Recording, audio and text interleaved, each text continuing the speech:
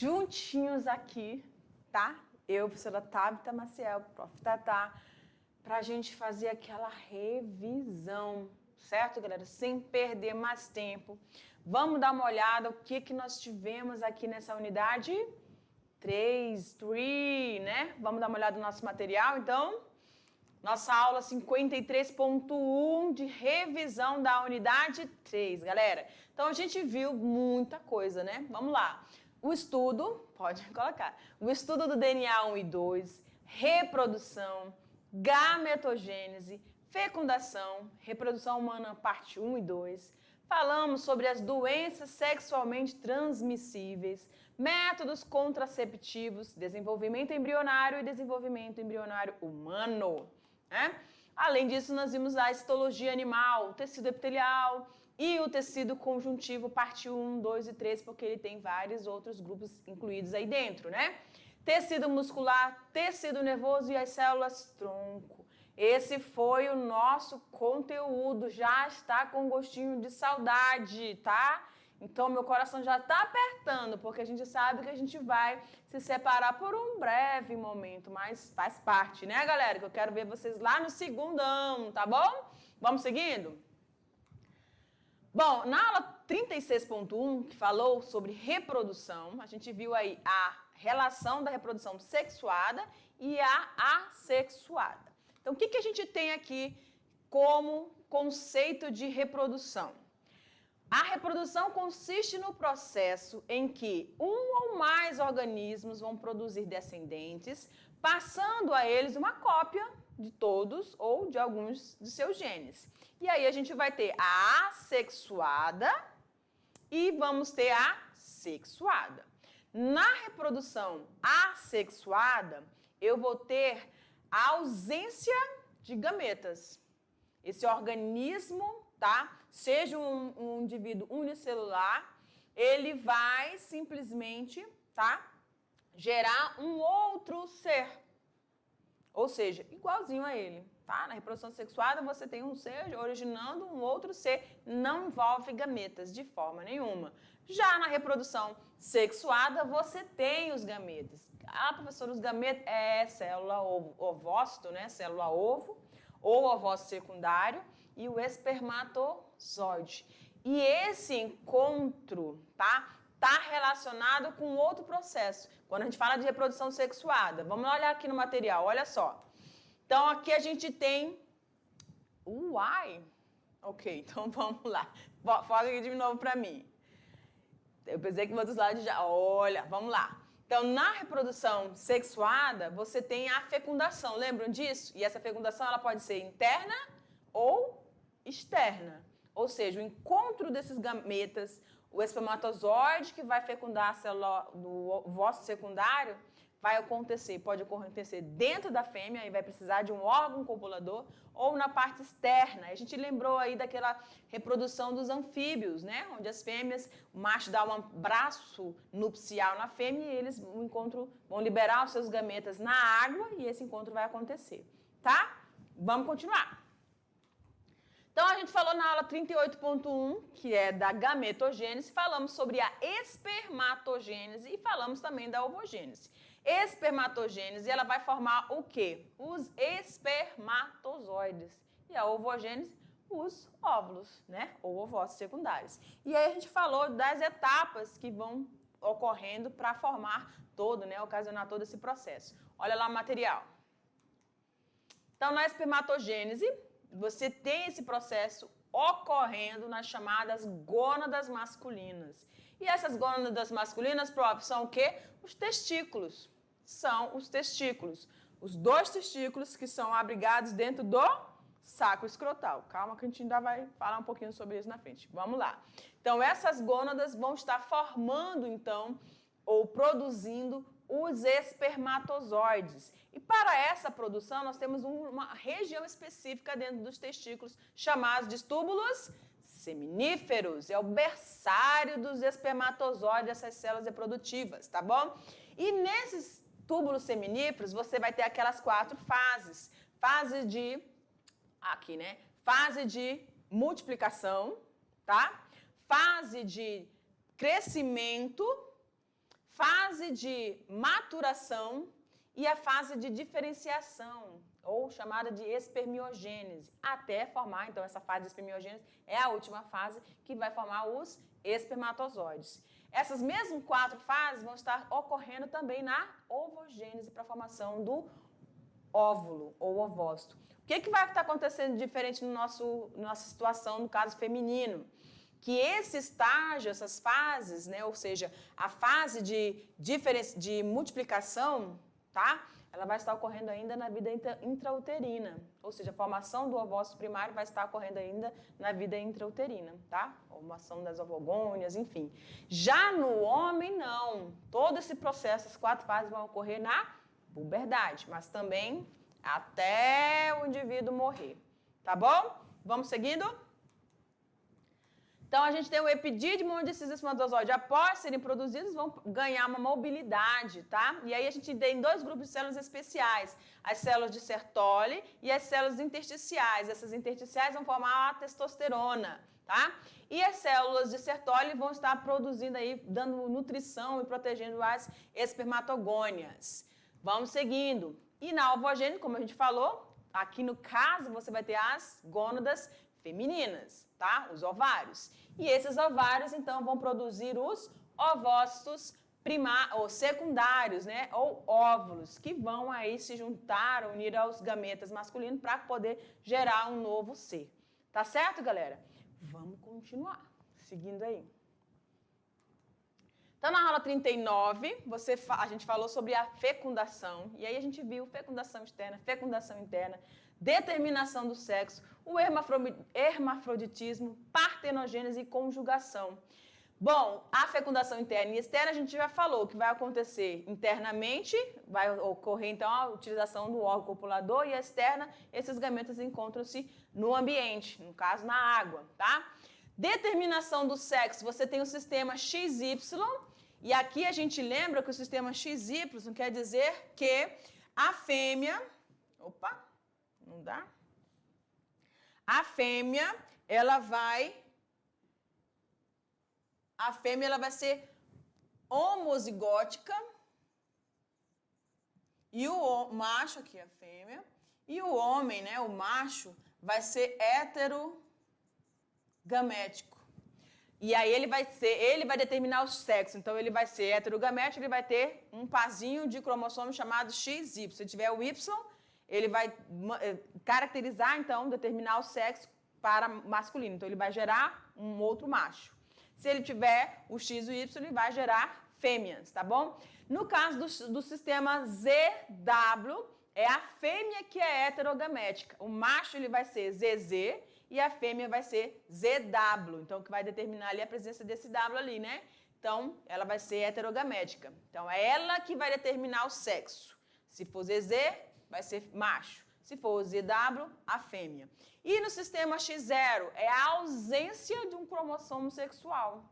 Então, se nós, no nosso caso, nós temos 46 cromossomos, no parzinho lá, 23, vai ter um só, tá? Um cromossomo, é a ausência dele.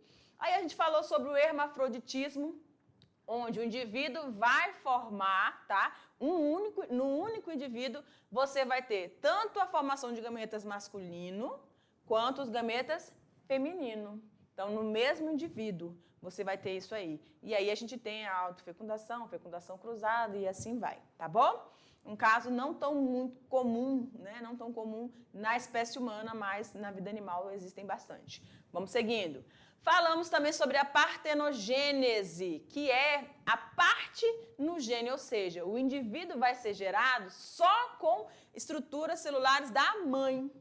Não tem nada do pai. É o caso do zangão, tá? Das abelhas. Então, eles têm partes nos genes, eles são oriundos de células de óvulos não fecundados.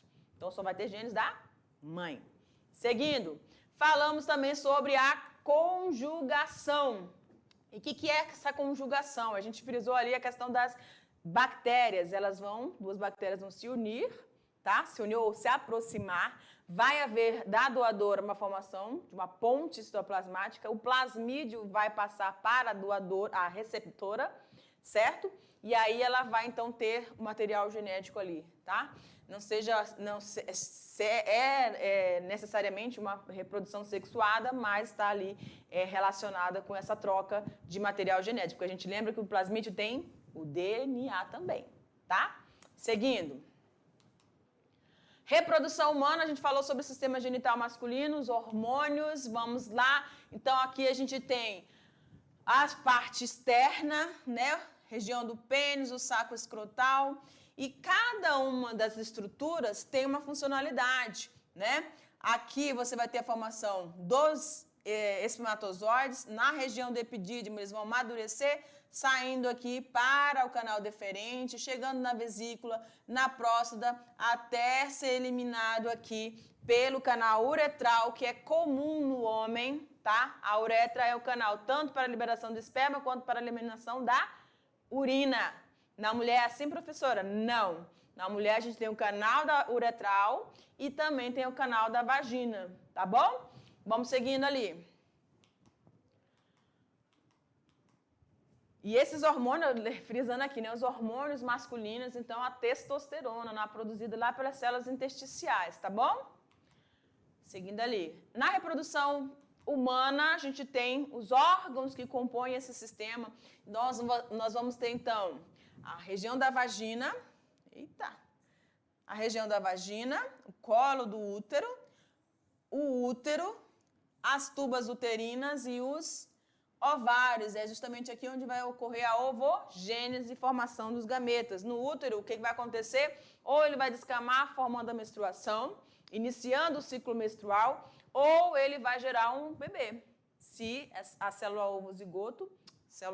ovócito, for fecundado lá na tuba uterina, tá? Ocorrer então o encontro do espermatozoide com esse ovócito, ocorrendo a fecundação e esse óvulo agora vai descer, vai se fixar ali na parede, né? Na membrana que reveste internamente o útero, tá bom? E aí vai dar continuidade à nova formação de um novo ser. Beleza? Esse ciclo, vamos dar uma olhada ali? Então, após a fecundação, aí você tem, então, se ocorrer a fecundação, você tem o desenvolvimento desse ser. No ciclo menstrual, galera, só para frisar aqui, ele se inicia no início do primeiro dia menstrual, começou o ciclo. Enquanto a mulher está menstruando, normalmente 7 dias, vai acontecer o quê?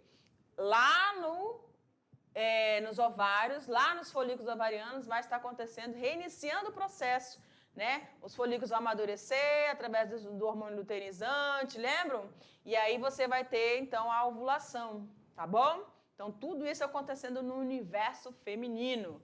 Vamos seguindo, que a gente tem pouco tempo. Aula 42, doenças sexualmente transmissíveis. Aí a gente vê um grupamento de doenças, tá? A gonorreia, o HIV, que é o vírus que vai provocar a AIDS, candidíase, o HPV, que é o condiloma acuminado, né? Tricomona e a sífilis. Então, a gente vai ter doenças virais, né? Você vai ter doenças causadas por protozoários, no caso, tricomonas, a candidíase por fungos e a gonorreia e a sífilis causadas aí, a clamídia, provocadas por bactérias. Todas elas podem ser transmitidas sexualmente. Algumas vão ter algumas situações bem complicadas, podendo causar esterilidade, infertilidade. Né? No caso da gonorreia, a conjuntivite no bebezinho, né? Então é transmitida para o bebê no nascimento. Então precisa logo intervir, porque senão pode causar cegueira no bebê. Tá? Seguindo ali. Métodos contraceptivos, nós temos a camisinha, o DIU, o diafragma, a tabelinha, né? São métodos que são utilizados para evitar a gravidez, e aí a gente tem um leque de situações. As comportamentais, que seria a ausência da prática sexual, o coito interrompido, tá? O método de tabelinha, da temperatura. Então, são os métodos comportamentais que você vai ter que se observar. Aí a gente tem os métodos cirúrgicos, intervenções cirúrgicas, que são, no caso, olha aqui, a dura e a vasectomia, tá? No caso, pode colocar o slide. No caso da barreira, você vai ter as camisinhas masculino e feminino e o diafragma, tá bom? Nos métodos hormonais, as pílulas anticoncepcionais que vão aí estar agindo. lá no hormônio luteinizante para que essa ovulação não aconteça, tá bom, galera? Em relação ao desenvolvimento embrionário, na aula 44.1, a gente falou sobre segmentação, o professor Silvinho Santos estava com vocês, segmentação, gastrulação, organogênese, anexos embrionários. Então, vamos colocar aqui tudo na tela para a gente acelerar. Então, a gente tem aí a fase de segmentação ou clivagem, onde você vai ter a fórmula da mórula e a formação da blástula, tá bom? Que é o início desse processo de diferenciação, de divisão. Aí você tem a fase de gastrulação, onde você vai ter os folhetos embrionários, a ectoderma, mesoderma e a endoderma. E a última fase, então, que você vai ter, nessa fase de gastrulação, você vai ter a formação dos tecidos, epitelial, conjuntivo, nervoso, muscular, lembram, né? E aí a gente tem a organogênese, que vai formar os anexos embrionários, formando os órgãos, né? E os anexos embrionários, onde você vai ter o âmnio, o saco vitelínico, o alantóide e o córion. O córion abrange todos eles, né? Engloba cada um deles. O saco vitelínico, tá? E o alantóide vão estar conectados ao embrião ali pelo sistema, pela parte intestinal. Um vai receber as excretas e o outro vai estar nutrindo esse embrião no seu desenvolvimento dentro do útero da mãe. E aí você vai ter também o líquido amniótico, a bolsa amniótica, que vai proteger, evitar esse bebê que ele sofra uma dessecação durante o período de gestação e também choques, né, impactos aí desse bebê dentro do ventre da mãe, tá bom? Continuando ali então, em relação aos tecidos conjuntivos, propriamente dito, e tecido conjuntivo adiposo, o que a gente tem? Esse tecido propriamente dito sustenta e nutre tecidos que não possuem vascularização, como o epitelial, e ele é encontrado abaixo do epitélio e em volta dos órgãos, funcionando como acolchoamento, preenchendo espaços e fazendo ligações entre dois tecidos diferentes. Então, esse é o primeiro tecido conjuntivo, é o propriamente dito, que também pode ser dividido ali entre frouxo e denso, como a gente viu na aula, tá bom? É um tecido de preenchimento de espaço, de sustentação, certo? Que a gente vai ter aí formando os tecidos do nosso corpo. Continuando. O tecido conjuntivo adiposo, além de ser um reservatório de energia, porque a gente sabe que os lipídios, as gorduras, são a segunda fonte de nutrientes, né, de energia para o nosso corpo, porque os carboidratos estão em número 1, né, são os açúcares que dão fonte energética mais rápida, acelerada para o nosso organismo. Mas esse tecido adiposo, que vai armazenar nos adipócitos a gordura, são importantes como fonte de energia também. Faltou carboidrato, entra na parada os lipídios, as gorduras. Continua. E aí você vai ter, então, a proteção contra os impactos também, né? Isolante térmico, ou seja, ele vai driblar e fazer a manutenção da temperatura corporal, tá? Pode deixar. E também os preenchimentos no organismo, tá? Na aula 48.1, nós falamos sobre a histologia animal, tecido conjuntivo, parte 2. Tecido cartilaginoso e o tecido conjuntivo ósseo. Nesse tecido cartilaginoso, a gente viu que ele tem funções específicas de sustentação, revestimento de superfícies articulares, facilitando então os nossos movimentos. E ele vai apresentar consistência firme, mas não é rígido como o nosso tecido ósseo. Uma observação importante é que a substância intercelular do tecido conjuntivo cartilaginoso, ele é formado por fibras colágenas e elásticas e por células do tipo condrócitos. Então, é um tecido muito importante do nosso organismo e faz parte do tecido conjuntivo, tá? Vamos lá?